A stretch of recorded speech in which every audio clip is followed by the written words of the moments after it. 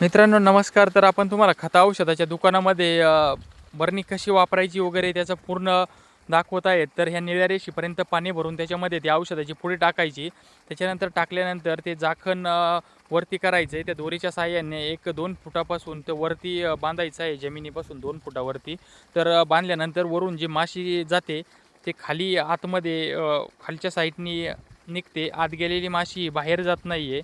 आणि हे इथं लावण्याचं कारण की औषधाच्या दुकानामध्ये ही बरीचशी माशी असल्यामुळं आपण लावलेलं आहे ट्रॅप. तर आपण त्याच्यानंतर 1 ते 2 दिवसांनी परत ज्यावेळेस पाहिलेलं आहे त्यावेळेस तुम्ही पाहू शकता त्याच्यामध्ये माशी गेलेली आहेत. आणि ह्या दिसतात, ह्या माश्या छोट्या असतात ते, पण ह्या बऱ्याचशा माश्या आहेत त्याच्यामध्ये आणि जाण्याचं काम अजूनही चालूच आहे. तर आपलेही जवळपास जर माशी वाढलेली असेल हॉटेल वगैरे किंवा बाकी ठिकाणी, तर तुम्ही अवश्य हा ट्रॅप वापरा. केमिकल मुक्त ट्रॅप आहे.